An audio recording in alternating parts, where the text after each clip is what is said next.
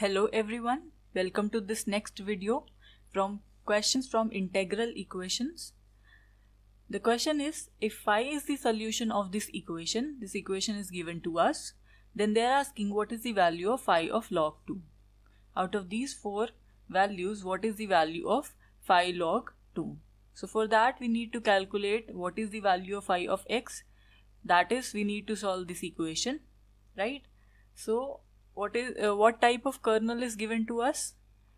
Kxt is given to be 3 plus 6 x minus t minus 4 x minus t whole square. So clearly this kxt is a function of x minus t. That is, wherever is this wherever the variables x and t are appearing, they are appearing in this form x minus t and x minus t, right? So we can say that this is a function of x minus t. So this kind of operator, we all know it is a convolution type of operator, and once you see convolution operator, convolution kernel, one thing should clearly strike your mind, that take its Laplace transform, and then we can apply the inverse Laplace transform to obtain the required solution. In that way, it's very easy to calculate this phi of x. So let us get started. So this is our equation. Phi of x is equal to 1 minus 2x minus 4x square plus integration kernel into phi t dt, right? So now here this term could be written as this, where what is this star? This star is the convolution operator, and by definition of convolution operator, the first function could be written by replacing x with x minus t, and the second function is written by replacing this x with t, and the integration is performed with respect to t with the limits varying from 0 to x. That is the definition of convolution operator, right? So now we have this form, our equation written in this form. So we can take Laplace transform on both sides of this equation so that it becomes, previously our domain was x, now we are moving on to the domain of p, right?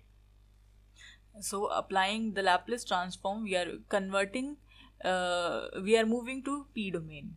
So this L represents Laplace transform. So taking it on both sides, Laplace transform of phi of x. Phi of x is unknown, which has to be determined, so it should be kept as it is, right? Then the Laplace transform of this function, which is a polynomial, plus the Laplace transform of this function. Now there is a theorem called second shifting property, that the Laplace transform of two functions which are convolved with each other, that is, we have a convolution operator in between, so the Laplace transform is equal to the product of these two, the Laplace transform of these two functions. That means you calculate the Laplace transform of this, you calculate the Laplace transform of this, and whatever the result is, you multiply them. So it becomes so easy in this Laplace domain, right? So here we would have the Laplace transform of this polynomial function multiplied by the Laplace of phi of x, which is unknown. So what would be the Laplace of this polynomial function? The Laplace of 1, that is equal to 1 upon p. The Laplace of x raised to power n plus 1, that would be n factorial, n plus 1 factorial, right? Or I should write this as n plus 1 factorial divided by p raised to power n plus 2, right? So you all know all these formulas. If you have forgot what are these, you can go back to the lectures on Laplace transform. The link is given in the description, right? So here the Laplace transform 1 is 1 upon p, 2 is taken out, minus 2, Laplace of x is 1 upon p square, and Laplace of x square, that would be 2 factorial divided by p cube, right? And here again you do calculate the Laplace transform of these polynomial terms in the similar way, and Laplace of phi of x is kept as it is. So we can shift this whole term onto the left hand side, so that we can take this Laplace of phi of x common. We are left with this term, we can take LCM on both sides and solve it a bit. So we obtain these two terms. So we are interested in finding this Laplace of phi of x. What is it? So we can shift this whole term to the right hand side so that we have this. Now this p cube and p cube cancels. So we are left with this term. So moreover, these two are polynomials. So by trial method, you can check that p is equal to 1 is a root of this equation. That means 1 minus 3 minus 6 plus 8, that would give you 0, right? So this is a root, that means p minus 1 is a factor. If p minus 1 is a factor, you can calculate the other factor also by dividing p minus 1, this polynomial by p minus 1, right? So we see this is the second factor. So we can write this as the product of these two factors.